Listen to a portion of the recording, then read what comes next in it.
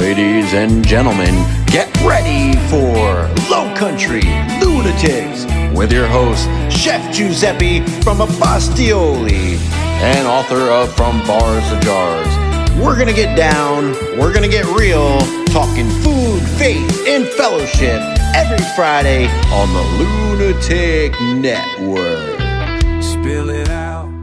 Lunatic listeners, what's up? I'm Chef Giuseppe. I'm here with Miss Alexis, Chef Alexis. This is episode 11, y'all. 11. Yeah, we're on a roll. This is an impromptu. Nobody knew we're doing this. I just, Nobody knew. I didn't know, y'all. I did not know. But I'm so grateful that we connected. There's so much going on with you right now. And when our paths are crossing, I think it's divinely inspired. God's like, hey, you know what? Let's put these two together and let's see what happens. Yes, absolutely. Absolutely. Tell me, you got this quote, grit and grace, right? Your food is built and you're feeding souls, which is profound. So explain that. Tell me what that means. So, right now, currently, I'm still the owner of Ferris Backyard Catering. And so I started that venture. I was, the catalyst was, of course, the loss of my cousin, Farrah Turner.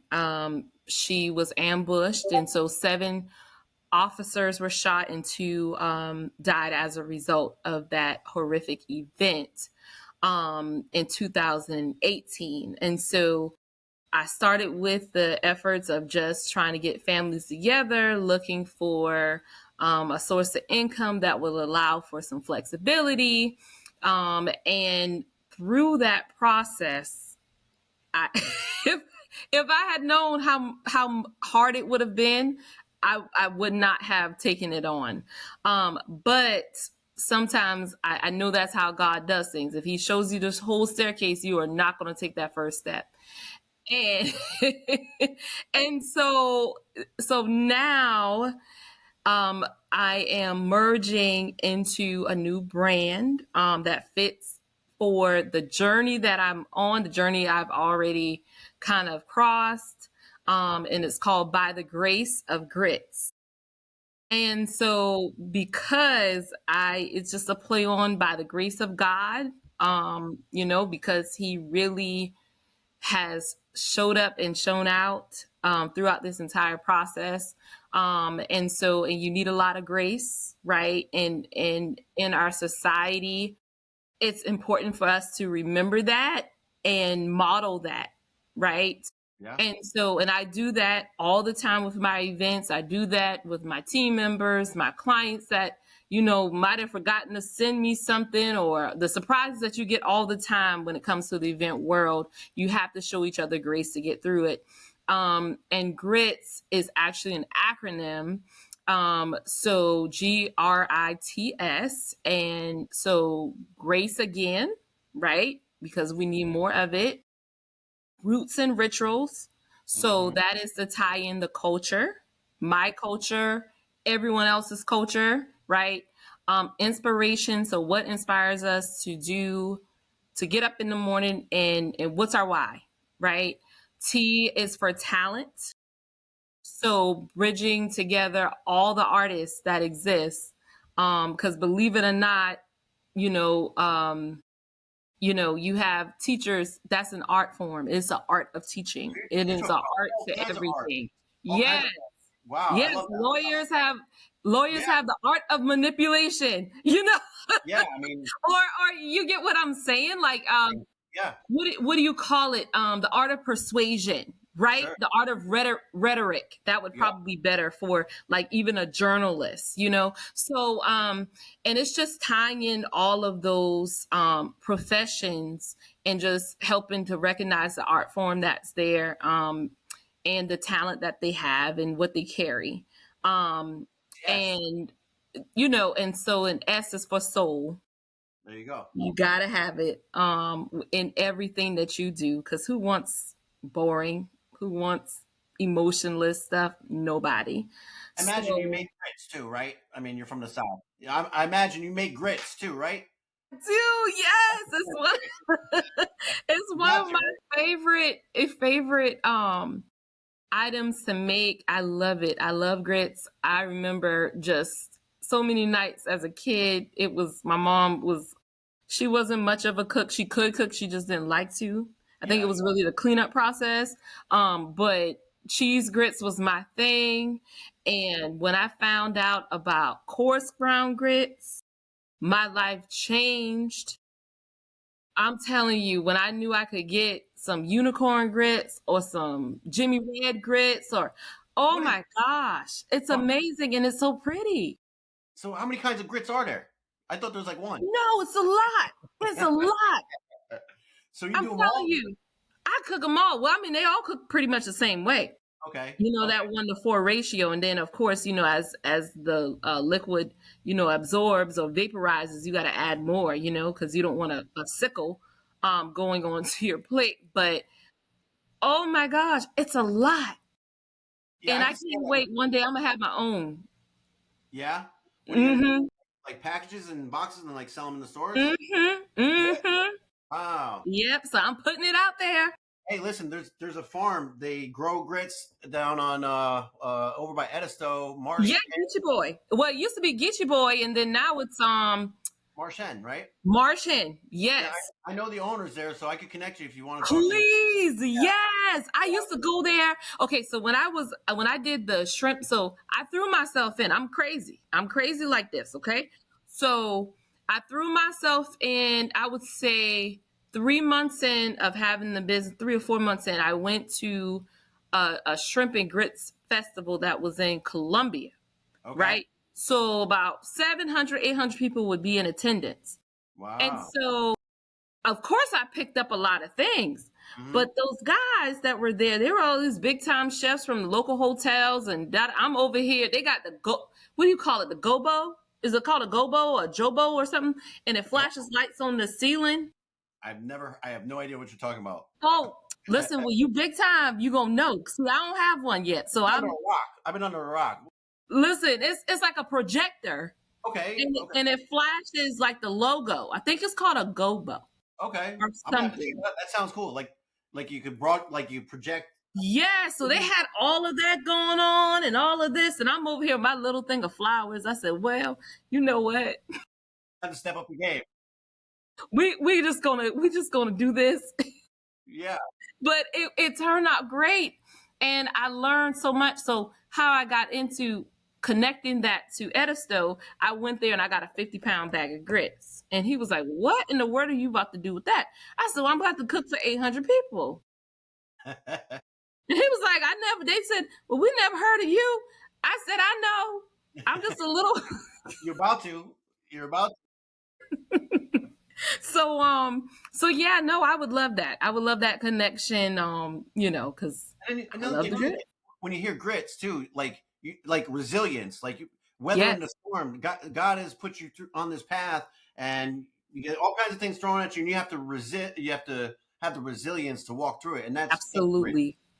I love Absolutely. that double entendre. Well, it's like a triple entendre, really. And Yeah, it really is. I think that's amazing. So now what? Now where are you doing events right now? Is it just all over Charleston, or are you going out beyond Charleston?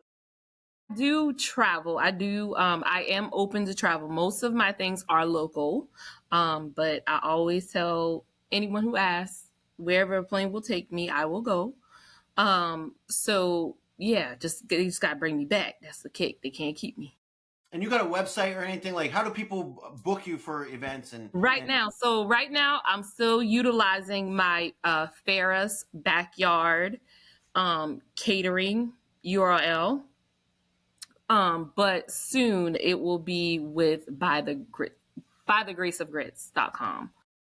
Yes, but there will be like I guess a page or something forwarding all of that as Yeah, not my wheelhouse. yeah. I have an amazing team that work with me, and they're helping me to get that done. Hey, it takes a village, right? It does. It But, does. Oh my gosh. but you wear a lot of hats. Yes. And you got to know a little bit of a lot of things, and then Just enough, right? Just uh, enough so that you know how to so you can verbalize what you're wanting, or at least can draw it. I mean, listen, I would whip out a pen and paper and say, I don't know how to say it, but this is what I'm talking about. Right. When you're working with a creative, you're working with an artist, and you at least, you could put something down that's tangible. So Mhm. it's not just all theory, but then, like you said too, like have some kind of knowledge where you can verbalize Yes. it too. And you have Instagram and all that stuff, right? You have social media. Yes. So Southern Memory Maker. So that's always been my IG, and I don't think I'm going to ever change it. What's that about? Um, Making memories, Okay. and we're in the South. So the Southern Memory Maker. Quite That's literally. it. That's Yeah. it. That's just my job to do that. And so that's how everyone can find me on IG, Southern Memory Maker. Now, it was your cousin Farah that kind of that tragedy. That's what really sparked everything. Yeah. So I always, country folks, big families. Okay. Yeah. My maternal grandmother had 12 children. Wow. And my paternal grandmother had 9. And so, yes, so a lot of kids, a lot of grandchildren. And so both of them did, especially my maternal grandmother, like farming was always our way of life. Wow. Of course, we went to the grocery store, but that was not our only source of food. And then kind of going into, oh Lord, where were we? Hold on. So, My brain. it's all right. We could edit this too, so don't worry No, about my brain. it. Probably got a lot going on up there, right? Yes, all the Okay. time. That's What how we was I get talking started. about? You're farming. Farming. Oh, how we got to food. So anyway, so it was always big pots of everything. That's where I was going at. It was big pots of everything, big pots of soups, big pots of meat, whatever, smokers of meat. You're feeding Um, the army.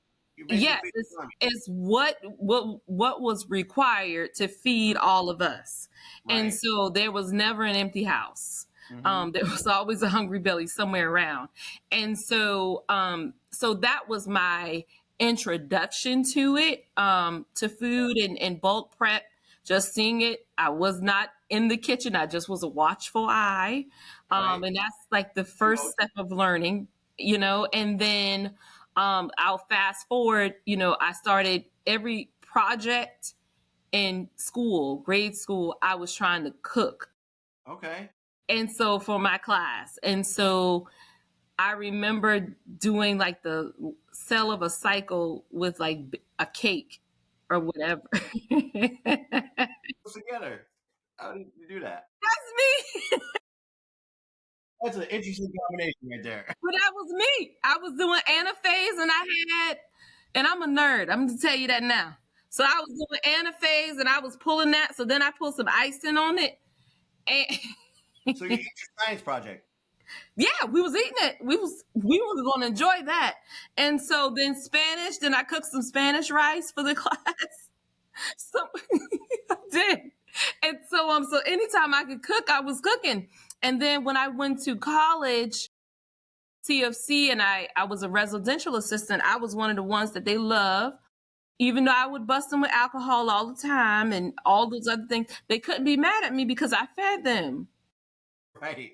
And so, I would have 100 girls eating like chicken bog and spaghetti night. So it Now was in me. let me Yeah. ask, how'd you like monetize? Like when did the entrepreneurial spirit start kicking in? It just happened. I'm going to tell you that now. Showed up again. Listen, I'm going to tell you now.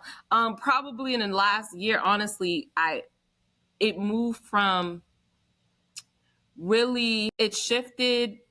It's always just been a passion for me. And I hate that it has to be a business sometimes, because if I could give it away for hugs and hugs was like a form of currency, I Right. promise you I would. I get Right. it. I get it. Like if I could just pay Money creates pressure. right. Yes. And so that's how, and I remember my cousin some years, he's like a marketing guru up in Maryland, and he does amazing work for a pharmaceutical company. And I remember feeling like, he was like, well, how are you going to monetize this? How are you going to do this?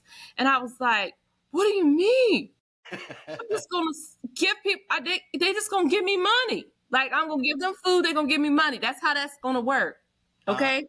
Yeah. That is not how this works. Not that simple. Okay. Yeah. It is not that simple. I wish it was. And so I'm still learning. I'm still learning that part. I've made the transition now. I'm proud of myself for making that transition. But now I have to turn my passion into profit. Right. That's what I'm telling myself this season. Alexis, it's enough of this. You cannot give everything away because you won't have anything. Exactly. Turn your passion into profit. And we were talking before the show about mentorship, and my mentors, like my father, especially, I've been giving everything away, samples. Everybody needs samples, Yes, make them pay. It's costing you money, and I get it, but I have a hard time, and I just want to see people happy too. So it's like, here's a shirt. Here's my gosh, yes, and being a people pleaser, and you just want to just bring joy and give it all, and it's just like, we wear our heart on our sleeves. Right. I can sense your compassion and your empathy towards others, and I have it too. And we kind of wear our heart on our sleeves. Yeah, we do. And we have no problem just giving of ourselves. We'll light ourselves on fire to keep somebody else warm. I see that in you, and that's maybe the soul in all this too. The S in it, right? Yeah. So what's ahead? What are you looking forward to? What are some things that? So a lot ahead. So getting that launched, doing the show, so it's going to be a mixture of cooking and like an interview. So I want to be a source of knowledge to people and keep it fresh, right? So it's just going to be a mixture of that. And whatever, like say for instance, we're going to have something together, right? We're making pasta that day. Hey, that's the show. Pasta, yeah. We've got to make that pasta and then maybe a sweet potato tiramisu or something to go with it, right? Yeah. But that's what you can expect. Us to vibe, us to connect. And that's the premise of the show. So and then we're going to film that over at your spot? Could be at my spot. It could be in another kitchen. We could do home crashes. Like that's going to be my other thing. Home crashing is going to be the thing. Yes. So oftentimes, sometimes our guests are going to get free parties. Wow. That's a great idea. You get what I'm saying? Yes. We just going to show up. We showing up and we having fun and we're getting together, loved ones, neighbors. Sure. Pick up Bob, and it's going to be it's going to be a show too. So it's yes. reality TV, like live, like yes, at the dinner table. Yes. That's amazing. That's it. When are we doing this? What do you? We starting in October. Okay. October. Like literally, as soon as I get off the call, and I'm just constantly just adding new episodes. I'm like this one. You're outlining everything now? Huh? You're pretty much outlining everything? Yes. I'm outlining it. Yeah, I'm outlining it. Like who I want and what episodes and what we're gonna do and how we're gonna do it, and yeah, and everyone gets their own set of questions, so they're somewhat prepared because people like to feel prepared, but at the same time, you don't want too much because then it's no longer authentic. Yeah, and then you get an actor versus the real person. Yeah. So, I think it's important, especially in today's world where everything's just crazy. I think we just need to be reminded how much we are alike. Yes, right. Right? Because we spent so many years talking about I'm unique. Yeah, we already know we all unique. We got a different DNA, Yeah, we know that. We know that. But also, if we were meant to be by ourselves, we would be walking, we would come out the womb walking. Right. We wouldn't need no help. Yeah. We wouldn't need any help. We would come out with a dictionary in our hands and walking, Yeah. Yeah. and so God that's don't have no grandchildren, right? right. We're all Okay, connected. If you like it or not, we're connected. we're all connected. So that's the whole idea. And then rolling out products. And so the hot sauce line is one of Okay. those things. It's going to be a seasonal approach I wasn't aware to of this it. one. I'm not aware. Yes. See, Wow. so the Root Awakening is my first sauce. Oh, I Root love that name. Awakening. And so it is a root based hot sauce. Okay. So using beets and carrots as its base. And then the ghost pepper Okay. is It's gonna be real the hot. where this yes. So it's one of those things where a little goes a long way. So that's the other big thing for me. That's enough. Yeah, you It's got a enough. lot on your. Yeah, that's a lifetime of work right there. You're talking about. It's enough. It's enough that's there. But I truly believe that now that I actually wrote it down, I expressed it, I wrote it down again. Speaking into existence, this is God manifest. is sending all the hands that I need to help support it. And I'm That's what I was just gonna say. You have grateful. a team, right? You have a team too. People that are working with you to try to organize all this stuff. Yes, because if not, I would have still been over here just twirling around in all of my ideas and getting depressed about it. Yeah. Because sometimes, especially when you have an idea that's so big, it's it's got so many moving parts, like really truly multi-dimensional. A Hmm. lot of people don't have, first of all, the capacity That's what I was gonna to say. Capacity. understand what you're talking about. They don't have the vision to get it. And then, you've got to be with people who are secure in who they are.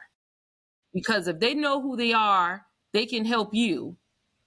You can't, a lost soul can't help a lost soul. I'm sorry. It just ain't gonna work. Nope. That's right.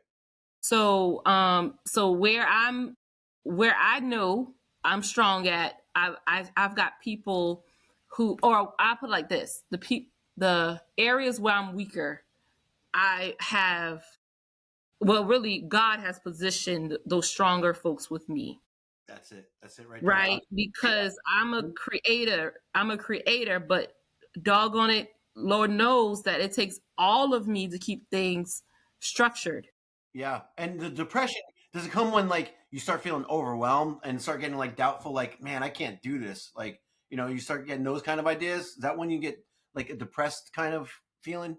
When Well, I would say, okay, so in my entire life, I actually did not realize that I had functional depression.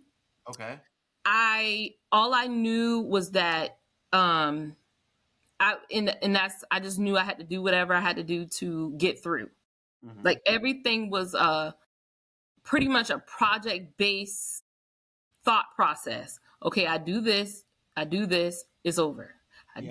I do this, it's over. And I would just cut it at that because I would not allow to get too emotionally attached to anything. I had, Yeah. trauma will do it to you, right? No, it does. And so, um, and then when you have people like, boy, we took a big shift. I know. And then you're around again, your environment is crucial. Because when you're around people who don't get you, or they just don't, yeah, they don't understand why you think the way that you think, or why you're like 13 giving them a lesson that they probably won't get until they're 40. Like me, I would say all these profound and prophetic things and could not keep a friend to save my life sometimes, Right? Yeah. because I No. would tell people the truth, you Yeah. know Yeah. and teenage, your teen years, early adulthood, whatever. And now, even so, you people just want to be pacified so much. Right. And I'm like, but my life did not allow for that. My life was about survival. And Right. so, not necessarily just, coddling people. You needed people telling you the truth, right? So you could learn and know So I and could learn and know for survival. right. Because I don't have, I didn't have someone I could call and say, hey, I need this, and it just would appear. It was not like that for me. Did you have faith throughout your all these years? Like when you're talking about trauma and stuff, did you have faith? Like, were you born in the church? Like, kind of that kind of. Yeah. So I mean, I pretty much was raised. I wouldn't say raised in the church, but I mean, I was born into a Christian family. There were ministers in my family or people heavily involved in the church. My maternal grandmother was an usher for decades. So, and church songs, like I was in it, church pageants, Easter dresses, you name it. Okay. Bangs curled up to here, pigtails. Singing. I'm telling you, I have so many photos. It's crazy. And so I was exposed to Christianity and all of that my entire life. I probably kind of started, and it was a shift in my home life too. But in my high school years and early adult years, where I kind of grew apart, and it's because circumstances changed. You just grow up and you're questioning who you are and what you're supposed to do. But then again, I didn't know someone well enough as an adult to say, hey, I feel lost. I'm confused. Yeah. Do I choose to stay home to help work and help my mom provide, to protect them, all the stuff that we had going on? Do I do that? Or do I go off to another school, follow this first career path? What do I do? And so I just learned, again, went right on back to survival mode. Do what you know. Yeah. And what I knew was work, socialize a little bit, work again. So I was a workaholic. Oh, yeah. And I didn't realize I was a depressed workaholic. So I'm going to tell you, when it got to the point where after I had my daughter and I got postpartum, I had postpartum depression where I was suicidal. Yeah. I really was. And so struggling with mental health the entire time, but work saved me. I'm telling you, I stayed alive because I was taking care of somebody else. Wow. I was not alive because Alexis wanted to be alive. Yeah. You were being responsible and being of service. Yes. Now, was prayer part of, when did you start incorporating prayer into, this business? Wow. So that's why I said, by the grace of grits. Wow. Love that. Because that is how I really allow God to work in me, show me what he had planned for me and not really what I had planned for myself. Mm-hmm. So that is really when I started depending on him, because I was in truly unknown territory. Yeah. Wow. Because I did not have a family full of entrepreneurs. And even if I did, I was raised down here away from everybody else. So I didn't have that, or I'm a woman of color going still into a male dominated field. That's unknown. So I just had so many different things that I had no one else to go to but him. And he led you, and now, so you're following these breadcrumbs. He's leaving these breadcrumbs. Now you're trusting in him. You're taking the initiative. You're taking the actions. And then did the pieces start falling into place? And then it kind of just opened your mind to be like, wow, okay, so I could have been just trusting him the whole time, and maybe I would have done this sooner. Well, sometimes I think in hindsight, sometimes I thought that would have been the case. But what I realize is that if we know all of that, our trust, we won't develop what we need to develop. We'll have a lot of undeveloped skills. And for example, before I started catering, I was a preschool teacher for like 10 years. Wow. Didn't see that Mm-hmm. coming. Wow. Okay. I taught the littles, and I loved it. I loved it. Oh my gosh. Like those kids, they didn't care about anything I had going on in my personal life. They just, listen, as long as I started out singing the morning song, said the goodbye song, we were good. Like snack time on time, we Yeah. were good. And Oh man. so, yeah, so and that's when I learned about consistency. Mm. I learned a lot about the importance of security, um, self-control. So all of those things I was trying to teach them, I Right. had to model it. Modeling was huge, Mm. right? Because they were always watching you. There was one always watching, always listening at the wrong time. So, Right. If you're not doing what you're saying, you're trying to teach them, and if you're not living that way yourself, it's like you would be a fraud, right? I mean, right. And they will tell you they'll tell because you about it. they Yeah. will tell you about it. Because guess what? They don't have, No filter. no filter at No all. double. The world hadn't given them that yet, right? And Right. so I love that part. That's why it did not pay me a fraction of what it was worth at all. Which But is I sad. loved it, and I love the families, and I love interacting and the trust and the bonds that I built. So I learned relationship building. Right. Which is so important in business. It's so important, right? You need to And go through that. so then I learned about emotional deposits. I like that word. Yes. Love that. And so yes, it's like you could call it emotional bookkeeping if you want to, if you will. Okay. But it was about how you've got to constantly put in something positive, Love that. right? You Like the power- cannot spiritual keep bank. you can't withdraw and there's nothing to withdraw from. Yes. So now when you have that conversation with the parent and you're like, all right, well, it's always Johnny. So we just gonna keep it with little Johnny. Little Johnny been having a hard time since 96. But little Johnny, like everybody always, and Susie Q. But we gonna stick with little Johnny. So little Johnny's mom is going to be more receptive to me when I give her this report about his behavior, or I make suggestions about how we can improve her parenting skills so that it can overflow and improve the Johnny that I have at school, right? Right.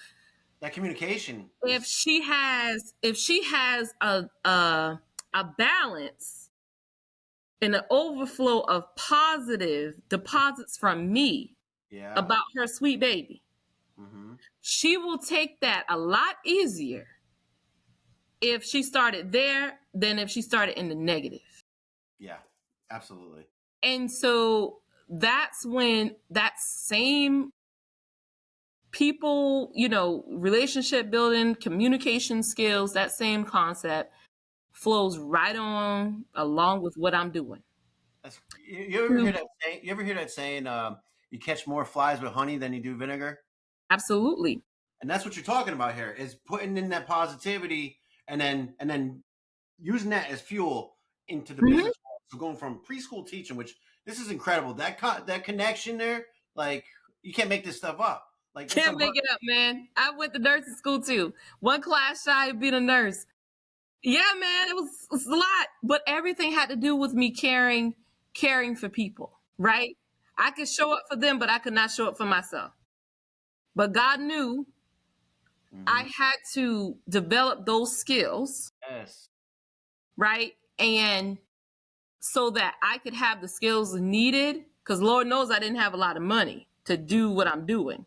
Yeah. So I had to have the skills to be able to do the work that I'm doing.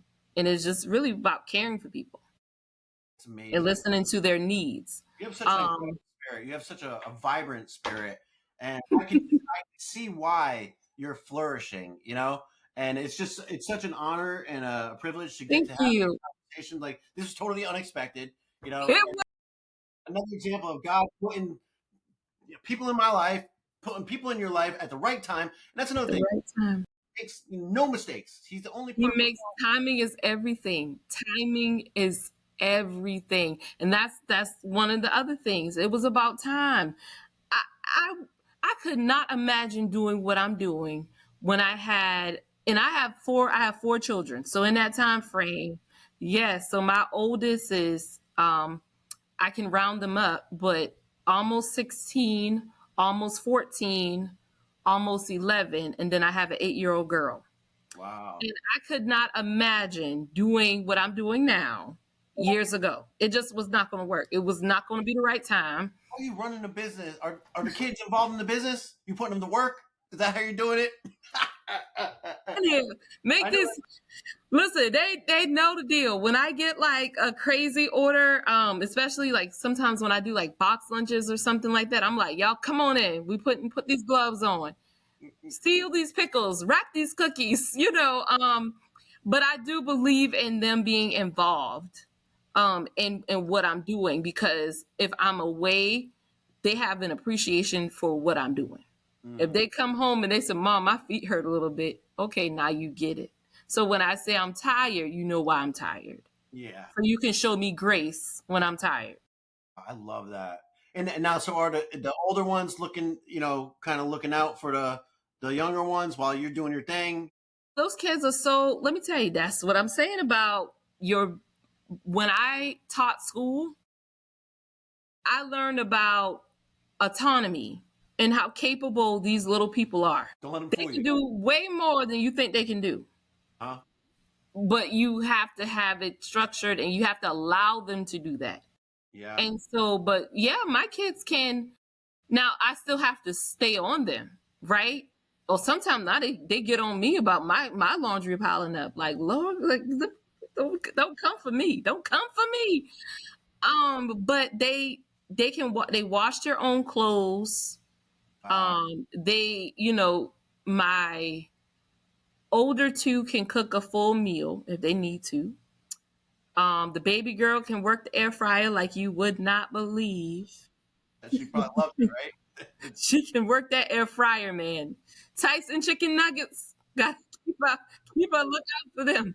Yeah, but I mean, they're really.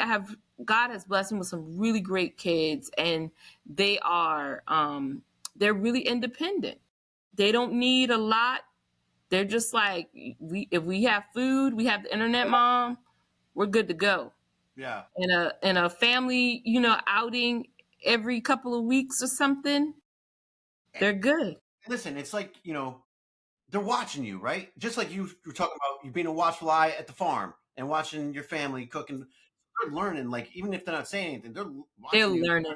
And it's a man, it's so beautiful what you have when you have that, like, operational efficiency, resourcefulness, the autonomy. I think it's I mean, that's like a dream of all parents, is like wanting to have, the kids involved, and being able to, like, kind of let go and trust that, you know what I mean? Right. But they don't have, and at the end of the day, I don't give them a choice. Right. I don't know. You coming. I don't care come on. Yeah. The faster you come, the faster you can get it done, the faster you can get out of my face. Like sometimes I have to say it like that. I mean, they know it's out of love, but you got to, because if not you, then the world will. So, and I've seen that through when I did like behavioral health support, and I work with kids like doing transitional care from the system to foster care and in and out of it.